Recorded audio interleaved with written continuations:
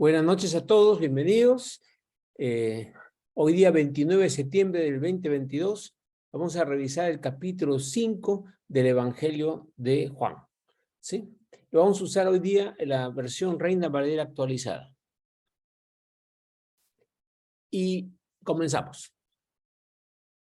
Después de esto, o sea, obviamente el capítulo 4, ¿no? Había una fiesta de los judíos. Una fiesta. Recordemos que habían 3 fiestas principales, ¿sí? Entonces, una de las fiestas, no la Pascua, una de las fiestas, y Jesús subió a Jerusalén. Eran las 3 fiestas que generalmente los judíos, los galileos, iban a Jerusalén a celebrar, ¿no? En Jerusalén, junto a la puerta de las ovejas, la ciudad tenía una muralla, ¿no? Y en cada muralla hay puertas, ¿no? Y una puerta se llama la puerta de las ovejas. Había un estanque que tenía 5 pórticos, que en hebreo se llama Betesda. Y era conocido porque allí se posaba un ángel que tocaba el agua. Dicen, las versiones antiguas de este evangelio mencionaban los siguientes, que había un ángel del Señor que descendía en ciertos tiempos en el estanque a agitar el agua. Por tanto, el primero que entraba después del movimiento del agua era sanado de cualquier enfermedad que tuviera. Ese es, no está en esta versión, pero en las versiones más antiguas se menciona ese detalle. Era famoso por eso. Entonces, había mucha gente que estaba ahí, ¿no? Había multitud de gente. Por eso dice, en ellos yacía una multitud de enfermos, ciegos, cojos y paralíticos. ¿Por qué? Porque obviamente estaban esperando para ese milagro. Entonces, en todo momento, el asunto estaban esperando para un milagro, para hacer un cambio en su vida, para sanarse, ¿no? Mucha gente está esperando exactamente lo mismo ahora. Mucha gente está enferma.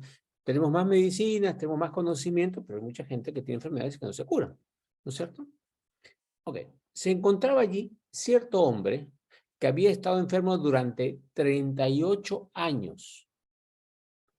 Cuando Jesús lo vio tendido y supo que ya había pasado tanto tiempo así, le preguntó. Jesús, miren la pregunta, ¿quieres ser sano? No le preguntó, ¿te has portado bien? ¿Crees en Dios? ¿Has hecho algún voto? ¿Has hecho, has diezmado? No. Sencillamente cuando lo vio tanto tiempo esperando, y ahí estamos hablando, el Señor tiene un corazón especial, es un corazón que mira por la gente, por sus necesidades. Y lo escogió él. Podría haber escogido cualquier otro, pero lo escogió a él, que era paralítico. Y le pregunta, ¿quieres ser sano?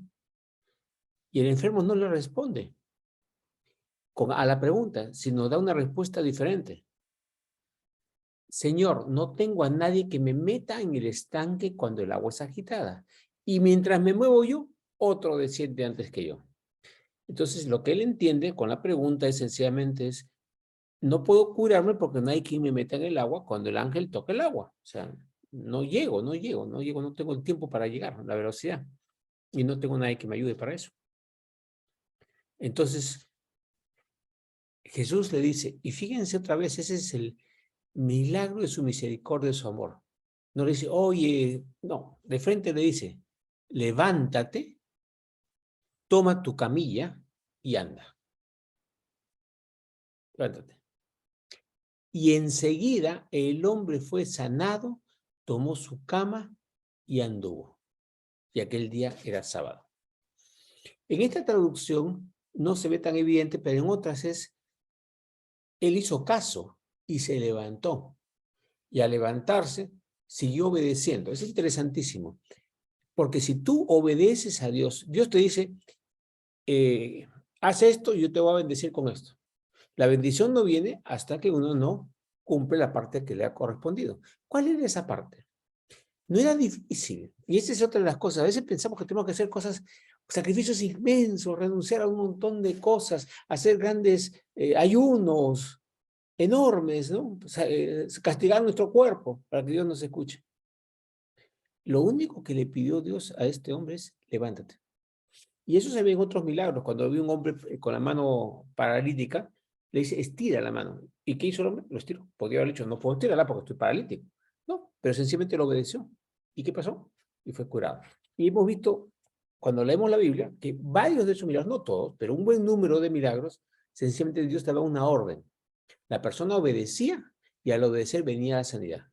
¿Se acuerdan los leprosos? Los leprosos vinieron a él y de lejos le dijeron, Señor, cúranos. Y él no los curó inmediatamente, sino le dijo, vayan a mostrarse al sacerdote. Y ellos obedecieron. Y la Biblia dice claramente, mientras iban, fueron sanados. Y esta es una buena lección para todos nosotros. Queremos ver el milagro o lo que sea en nuestra vida antes de obedecer. Tenemos que obedecer. Y no siempre es difícil. Jesús dijo, mis mandamientos no son gravosos. ¿Ok? Oh, pero el problema acá es que aquel día era sábado. Entonces los judíos le decían a aquel que había sido sanado, es sábado y no te es lícito llevar tu cama. En otras palabras, era una prohibición, no podías hacer trabajos. Pero el paralítico dijo, el que me sanó, él mismo me dijo, toma tu cama y anda. Entonces, ¿qué estaba haciendo este hombre? Estaba obedeciendo totalmente. O sea, no solamente se levantó y caminó, no, sino tomó su cama y andó. Y él sabía que era sábado, pero estaba obedeciendo, aún a pesar de las tradiciones y lo que el mundo podía ver y las costumbres de la época. ¿Ok? Esa es su obediencia. Entonces le preguntaron, ¿quién es el hombre que te dijo, toma tu cama y anda? Pero el que había sido sanado no sabía quién había sido, porque Jesús se había apartado, pues había mucha gente en el lugar. Después Jesús lo oyó en el templo y le dijo, he aquí has sido sanado, no peques más para que no te ocurra algo peor. Ok, acá hay varias cosas bien importantes. ¿Este hombre sabía quién era Jesús? No. ¿Sabía que era el Hijo de Dios y que era el Mesías? No. ¿Pero por qué se sanó? ¿Qué fe tenía él para sanarse? Lo único que él hizo es obedeció y obedeció a Dios, sin saber que era Dios, pero lo obedeció. Miren, no es cuánto sabemos, es cuánto obedecemos. Y no sabía absolutamente nada. ¿Ya? Pero ahí Jesús le da un consejo enorme. Has sido sanado, no peques para que no te ocurra algo peor. Lo que quiere decir es, cuando recibes una sanidad, agradece, sintoniza, date cuenta que Dios está curándote y Él te quiere para bien, quiere que tú crezcas, quiere que progreses, ¿no? No regreses al mal camino, no te tuerzas de nuevo, no retrocedas. No peques más significa eso, porque si tú retrocedes, te va a ocurrir algo peor, porque la bendición de ese tipo de cosas no sigue. Por eso Jesús dijo bien claro, si un espíritu sale de un cuerpo y el espíritu regresa y encuentra la casa vacía y adornada, va y busca 7 espíritus peores y el postre estado viene a ser peor que el primero. Eso lo dijo Jesús, ¿no? Entonces aquí hay otro concepto bien claro, es Dios te está dando cosas de cualquier magnitud. Entonces no retrocedamos, no pequemos más. Sencillamente hemos sido sanados de algo, con la visión hacia adelante para lograrlo. Pero no es porque Dios te está castigando, sino cuando perdemos la visión y nos vamos para otro lado, el espíritu que salió, la cosa mala que salió, al encontrarlo vacío, dice, oye, me regreso, pero me llevo amigos que me acompañen para estar más fuertes juntos, para poder estar en la casa, esta casa que nos alojaba antes, nuestro cuerpo, nuestro ser. O sea que es mejor estar muy atentos, esa es la cosa. Jesús, ese es el consejo, mucho cuidado en retroceder, mucho cuidado. Bueno, este hombre se fue y declaró a los judíos, y cuando dice Jesús, ¿acaso no era judío? Sí, a este caso los judíos se refiere a los religiosos judíos, ¿ya? No a los judíos de nacimiento, sino a los religiosos judíos, que Jesús era el que lo había sanado. Por esta causa, los judíos perseguían a Jesús porque hacía estas cosas en sábado. Ese era el asunto. El sábado se había convertido, si bien la ley judía mandaba pues que reposaran y todo, se le dedicó para una cosa sumamente encasillada religiosa y no para bendición, para amar, sino muy cuadriculada, ¿no? Y les molestaba muchísimo. Y Jesús les respondió en varias partes temas para cómo era lo del sábado, ¿no? Que lo vamos a ver en otro capítulo más adelante. Pero Jesús le respondió, y este es otro versículo brutalmente fuerte. Mi Padre hasta ahora trabaja y también yo trabajo. Jesús dijo, tengo que estar en los negocios de mi Padre. O sea, cuando estamos hablando a la gente de Dios, estamos en el negocio de Dios, estamos en nuestro trabajo. Nuestro trabajo. No es un pasatiempo, no es un momentito, no. Nuestro trabajo principal, nuestro puesto es como hijos e hijas de Dios para llevar el evangelio. ¿Ok? También yo trabajo. ¿Cuándo trabajamos? Todos los días. Y le dice, ¿cómo que no hay que trabajar? Mi padre trabaja. Nunca paró Dios. Dice, descansó el séptimo día. Descansó de la creación, no de su existencia, de su labor. Dios nunca para. Jamás. Ok. Por esta razón, los judíos aún más procuraban matarlo. ¿Por qué? Porque no solo quebrantaba el sábado según su norma, sino que también llamaba a Dios su propio Padre, haciéndose igual a Dios. Dios dice, este es mi pueblo, estos son mis hijos, pero no aceptaban la paternidad de Dios. Ese es fuerte también. Los judíos no aceptaban ser hijos de Dios. Aceptaban ser su pueblo, sus sacerdotes, pero no sus hijos. No querían esa relación. Es bien fuerte. Y eso es lo que Dios nos pidió por medio de Jesús, que nos volvamos su familia. ¿Okay? La parte religiosa es cumplimiento hacia una autoridad, la parte religiosa. Pero Dios quiere una relación de padre a hijo. Y Jesús hacía así. Y obviamente, cuando una jirafa tiene un hijo, es una jirafa. Cuando un caballo tiene un hijo, es un caballo. Y cuando Dios tiene un hijo, su hijo también es en esencia como él. ¿Qué dijo Jesús? ¿Qué dijo, perdón, en Génesis cuando creó al hombre? Hagamos al hombre a nuestra imagen y semejante, o sea, semejantes a Dios y a imagen de Dios. Y eso es lo que hemos venido a hacer en el mundo. Ok. Por esto, 19, respondió Jesús y les decía, de cierto les digo, en otras palabras, con todo, se lo reafirmo marcadamente, que el Hijo no puede hacer nada de sí mismo, sino lo que ve hacer al Padre. Lo que está diciendo es que mi unidad con mi Padre, es lo que está diciendo Jesús, es tal que yo no hago nada que no he visto de mi Padre. Ese es fuertísimo también. Nosotros debemos ser, como dijo Pablo, ser imitadores de mí, así como yo soy de Cristo. Nuestra misión es imitar a Cristo y imitar a las personas que están imitando a Cristo. No a la persona en todas sus características, sino lo que está imitando a Cristo. Entonces él no hace nada de sí mismo, sino lo que ve hacer al Padre. Y esto mismo lo repite Jesús en varias partes, en diferentes evangelios y 3 veces en el evangelio de Juan, por si acaso.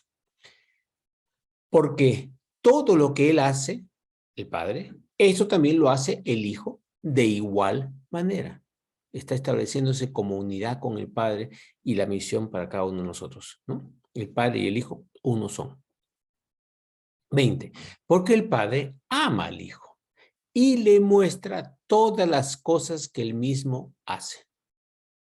Y mayores obras que éstas le mostrará, de modo que ustedes se asombrarán. Inclusive en otro versículo, en otro capítulo, dice, y ustedes mayores obras haréis, porque yo voy al Padre. Eso es al final, en los capítulos finales. Nos está diciendo que nosotros haremos mayores obras porque nuestro Padre, a través nuestro, va a hacer mayores obras. Entonces, el Padre ama al Hijo y le muestra todas las cosas. Nuestro Padre Celestial nos ama, no solamente a Jesús, obviamente nos ama a nosotros, y nos muestra. El asunto es, ¿estamos mirándolo y escuchándolo para ver lo que nos muestra? Porque si estamos mirando distraídos por otro lado, entonces no vemos lo que nos muestra. Jesús, siendo hijo de Dios, todos los días arrancaba el día en oración. Y oración no significa repetir 20 Padres Nuestros y lo que sea, no. Era entrar en comunicación con su Padre, agradecerle y pedirle, ¿no? Orientación y guía. Ese es diferente, ¿no? 20, porque el Padre ama al Hijo y le muestra todas las cosas que él mismo hace. Nuestro Padre quiere mostrarnos cosas. Y mayores obras que ésta le mostrará, o sea, va a seguir mostrando más cosas, ¿no? Que nos vamos a asombrar. 21. Porque así como el Padre resucita a los muertos y les da vida, así también el Hijo da vida a los que quiere. Y acá no está hablando de resurrección solamente corporal, está hablando de nueva vida espiritual también. Por eso le dijo a Nicodemo en el capítulo 3, es necesario nacer de nuevo para que entres en el reino de Dios. Entonces el Hijo da vida a los que quiere. ¿A quienes quiere? A todos los que lo reciben para que declarar que somos hijos de su Padre. Somos familia. A los que quiere. Él quiere, y la palabra también dice que Dios ama a los que reciben a su Hijo como Señor y a Él como Padre. Es básicamente establecer esa relación de familia, ¿no? Ok, y nos resucita, porque dice también la Biblia que estábamos muertos en nuestros pecados y Él nos ha dado vida, ¿sí? Ok, 22. Porque el Padre no juzga a nadie, y es otra cosa fuerte, sino que todo el juicio lo dio al Hijo. Dice la Biblia que en el momento del juicio, el Padre se sienta y Jesús se sienta a su diestra, y Jesús, dice el Cristo, cuando ya se casó con la iglesia, ojo, y se casa y se sienta como cuerpo completo de Cristo ahí, y va a juzgar a las naciones. O sea, el juicio se lo da al Hijo, y el Hijo estamos incluidos nosotros, porque todos somos parte de ser hijos de Dios, ¿sí? Todo el juicio lo dio al Hijo, para que todos honren al Hijo como honran al Padre. El que no honra al Hijo, no honra al Padre que lo envió. Esto es gigante, ¿no? Es el Padre, no lo hemos visto nadie. Jesús dijo que nadie ha visto al Padre. Por eso lo único que hemos visto de Dios ha sido Jesús encarnado, ¿no? O sea, Dios encarnado en Hijo, en Jesús, en la tierra. Y nosotros como su futuro cuerpo completo, que es una cosa impresionante y maravillosa. 24. De cierto les digo que el que oye mi palabra, tenemos su palabra, ¿no? Y cree al que me envió, tiene vida eterna. ¿A quién le cree? Hablando de papá, al que me envió, o sea, su padre. ¿Creer qué cosa era? No es creo que Dios existe, porque también los demonios creen y tiemblan. Ese sentido de creer, no. Creer episteo es entrar, introducirlo dentro de uno. Entonces, al que lo reciba ese padre y lo quiere en su vida, entonces tenemos vida eterna. No dice va a tener, puede hacer, no. Tiene vida eterna. Esto mismo lo vimos cuando en el capítulo 3, cuando Juan está hablando de eso, en el versículo 3:36 y en Juan 3:16. Pero en este, él mismo está diciendo que el cree al que me envió tiene vida eterna. El tal, o sea, la persona que ya tiene vida eterna, no viene a condenación, sino que ya pasó, ha pasado, o sea, ya pasó. De muerte a vida. Estábamos muertos en nuestros pecados y ahora estamos vivos en Cristo. La estela de salvación por gracia es lo que dice claramente. La entrada es esa. Dice, de cierto les digo, versículo 25, que viene la hora, y ahora ya es, o sea, no que va a venir acá 2000, no, ya es. En ese momento dijo, ya es. Cuando los muertos oirán la voz del Hijo de Dios y los que oyen vivirán. Acá hay dos interpretaciones. Los muertos es todo aquel que no tiene a Dios todavía en su vida, está muerto en sus pecados, así lo dice la Biblia, y al recibirlo a Él vamos a vivir, o sea, resucitamos, hemos nacido de nuevo. Resucitar espiritualmente se refiere, no físicamente. ¿Ok? Esa es una. Pero también este versículo se aplica a cuando Jesús muere y se va al Seol, se va al Hades, el sitio donde están los espíritus, y va a predicar ahí. Entonces, dicen, los que oyen vivirán. También se puede interpretar así. Las dos cosas tienen validez bíblica. ¿Ok? Entonces, eso también va. Porque así como el Padre tiene vida en sí mismo, Dios tiene vida por sí, nadie se la ha dado, es su vida, ¿no? Y Él la tiene para vivir. Así también dio al Hijo el tener vida en sí mismo. Lo que está diciendo es que la autoridad total y todo el poder se lo ha dado totalmente a Cristo.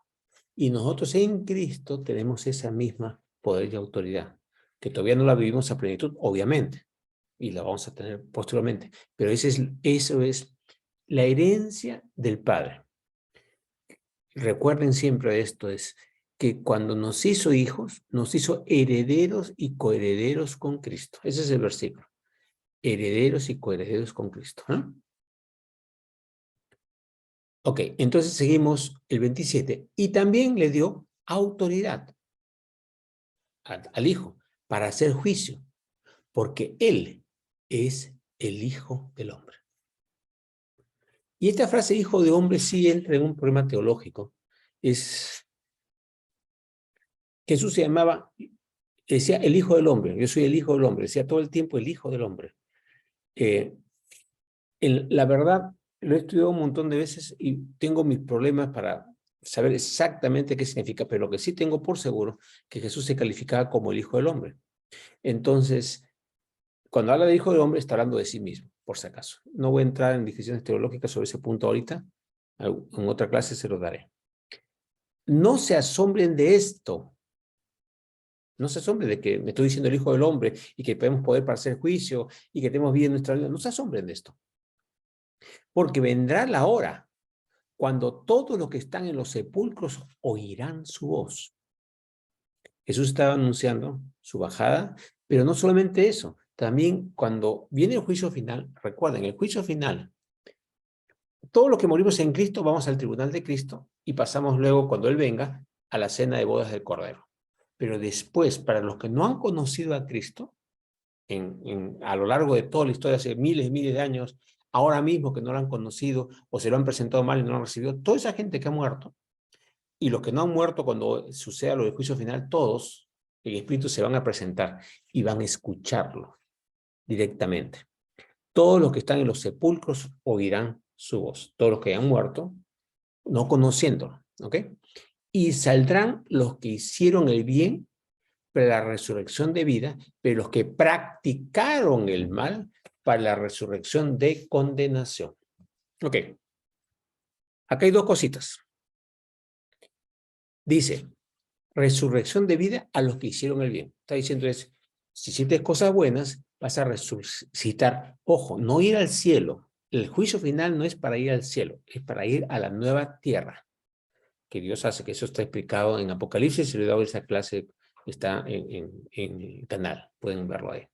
Entonces esa gente resucita para vivir acá en la tierra. Que después, ¿qué pasa si van a entrar a la ciudad celestial? No lo explica la Biblia eso. Pero sí que van a dar sus ofrendas y van a ir a la ciudad celestial para rendir honor a Dios. Eso es lo que han hecho, cosas hicieron el bien. Dice, pero los que practicaron el mal, la palabra practicar el mal no significa que cometieron un error o dos, no, sino los que decidieron convertir el mal como su práctica. O sea, realmente, Jesús, ¿qué dijo? ¿Qué pecado se iba a perdonar? Todos, excepto la blasfemia contra el Espíritu Santo. O sea, practicar el mal es decidir con todo, yo no quiero saber nada con el bien, no quiero saber nada, quiero esto, practicar el mal. ¿Ya? Todos los otros pecados iban a ser perdonados, dijo bien claro Jesús, excepto la blasfemia contra el Espíritu Santo. ¿Ok? Y estos que practicaron el mal para la resurrección de condenación. ¿Ok? No está diciendo que va a condenar. Mucha gente enseña, porque no crees en Jesús te vas a ir al infierno. Eso no es lo que dice la Biblia. Los que practicaron el mal, que es diferente. ¿Sí? Ok. 30. Yo no puedo hacer nada de mí mismo. Mira lo que dijo Jesús. Como oigo, juzgo. Y mi juicio es justo porque no busco la voluntad mía, sino la voluntad del que me envió. Eso es clave. Clave. Cada vez que nosotros buscamos que la gente reaccione como a nosotros nos gusta, para los objetivos que nosotros tenemos, estamos juzgando. Y acá dice Jesús, que viene del cielo, en el trono, y ese Rey de Reyes, dice, yo no busco mi voluntad, sino la voluntad del que me envió. Y ese debe ser nuestro corazón. Yo no busco lo que a mí me gusta o como a mí me parece, sino qué es lo que Dios quiere. ¿Sí? Ese es el centro de ser un hijo de Dios. No todo lo tenemos constantemente, por favor, no es que somos perfectos ni vamos a hacerlo, pero ese es el punto hacia donde nos tenemos que dirigir. 31. Si yo doy testimonio de mí mismo, mi testimonio no es verdadero. El que da testimonio de mí es otro. Y sé que el testimonio que da de mí es verdadero. Está hablando del Padre, ¿no? Que es la testimonio. Ustedes enviaron mensajeros a Juan y él ha dado testimonio de la verdad. Está hablando de los judíos. Ustedes dijeron, oye, ¿tú quién eres? Y Juan el Bautista dijo que él no era el Cristo. Pero, ¿cuál dice el 34? Pero yo no recibo el testimonio de parte del hombre. Más bien digo esto para que ustedes sean salvos. Él era antorcha que ardía y alumbraba, y ustedes quisieron regocijarse por un poco en su luz. Ya en ese momento Juan el Bautista había sido sacrificado, lo habían cortado la cabeza, y él estaba mostrando algo de luz, ¿no es cierto? Pero, ¿qué diferencia había? Jesús hacía milagros que estaban profetizados en el Antiguo Testamento y cumplió cada cosita que estaba profetizado de él. Entonces, siendo ¿quién era el que estaba testimonio? La palabra. La palabra decía, el Cristo, el Mesías va a venir, va a hacer esto, esto, esto, esto. O sea, la palabra daba testimonio y él cumplió lo que estaba en la palabra. Y hacía milagros, hacía señales. Nicodemo dijo, todo lo que haces, tú tienes que venir de Dios, porque nadie puede hacer lo que tú haces si no viene de Dios, si no procede de Dios, definitivamente. Entonces, ¿quién daba testimonio de él? Su palabra. El espíritu de él, cómo actuaba y todo lo que hacía, daba testimonio de él. Entonces, al dar testimonio de que es Mesías, su mensaje se recibe. Ojo, nuevamente, esto es bien importante. Alguien puede estar hablando cosas, pero si su testimonio no es adecuado, Jesús dijo a sus discípulos de los fariseos, hagan lo que dicen, pero no hagan lo que hacen. Entonces, nosotros también tenemos que tener cuidado. Jesús mostró lo que el Padre le dio con maravillas, glorias, milagros y todas las cosas, y entonces lo que él decía venía del Padre. Estaba demostrando por sus obras que era el canal adecuado, entonces podemos escuchar lo que él y creerle a lo que él ha dicho. Porque si no hay esas señales, esos milagros y todas esas cosas, entonces no era el Mesías. Entonces él, por las palabras que dio, por las obras que hizo juntos, es el Mesías, ¿no? Y está hablando, pero antes de mí, dice, ustedes estaban que querían algo de la luz de Juan el Bautista, que tenía palabra y también tenía el Espíritu Santo. Y dice Jesús, pero yo tengo un testimonio mayor que el de Juan. Juan dio palabra y dio humildad y dio mucha enseñanza y compasión y daba la palabra. Pero él dice un testimonio mayor que el de Juan, porque las obras que el Padre me ha dado para cumplirlas, las mismas obras que hago dan testimonio de mí, de que el Padre me ha enviado. Lo mismo que le estoy diciendo antes. Entonces, cuando uno anda en el Espíritu y está buscando al Señor y hablando con otras personas y estamos creyéndole a Dios, vamos a ver no solamente palabras, también vamos a ver milagros, vamos a ver prodigios, vamos a ver circunstancias. Las oraciones se responden de una forma increíbles que no lo puede entender el resto, porque vienen a los hijos de Dios, ¿sí? Entonces, el hijo mayores obras haréis, porque yo voy al Padre, acuérdense, Jesús lo dijo, entonces también es para nosotros. Y el Padre, 37, que me envió ha dado testimonio de mí, pero nunca han oído su voz ni han visto su apariencia, nadie lo ha visto a Dios. Ni tienen su palabra permaneciendo en ustedes, porque ustedes no creen a quien él envió.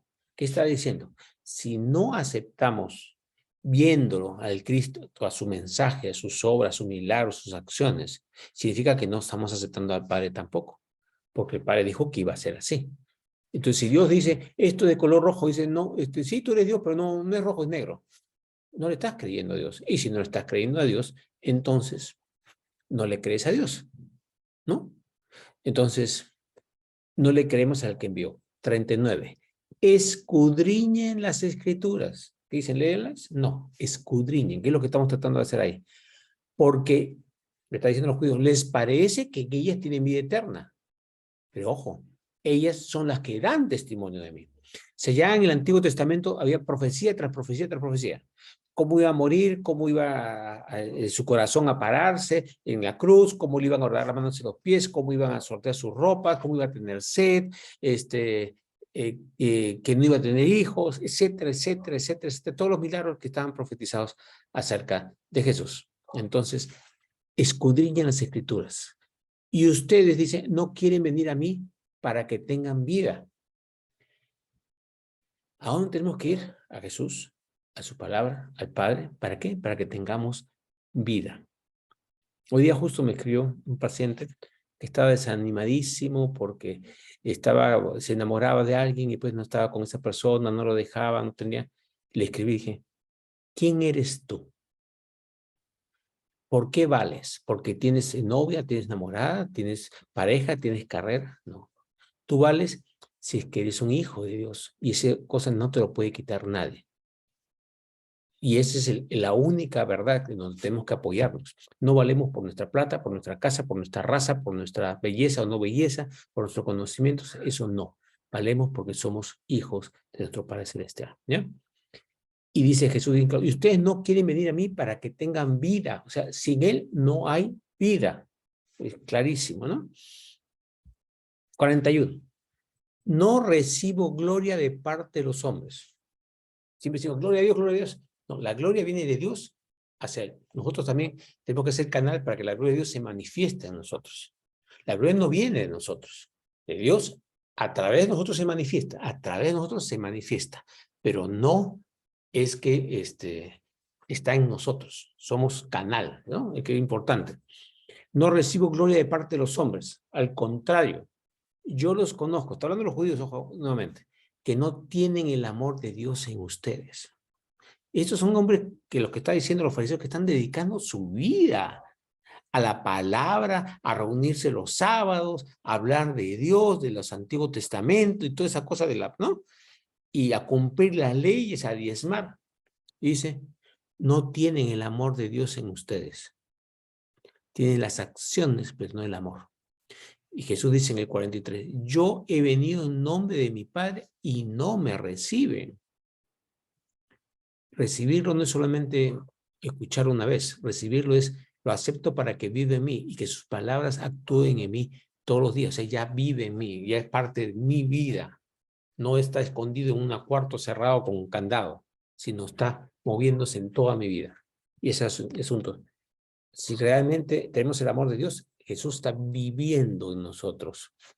Ok, sigue diciendo, si otro viniera en su propio nombre, a aquel recibirían. Y también entrando el anticristo, que va a hacer eso. ¿Cómo pueden ustedes creer?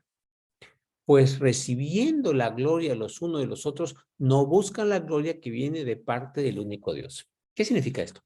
Que estamos buscando la gloria del hombre, ser reconocidos por lo que sea, nuestro trabajo, nuestra honradez, nuestro buen hablar, nuestra pinta, nuestro dinero, nuestro carro. Queremos ser reconocidos. Pero ¿a qué tenemos que buscar?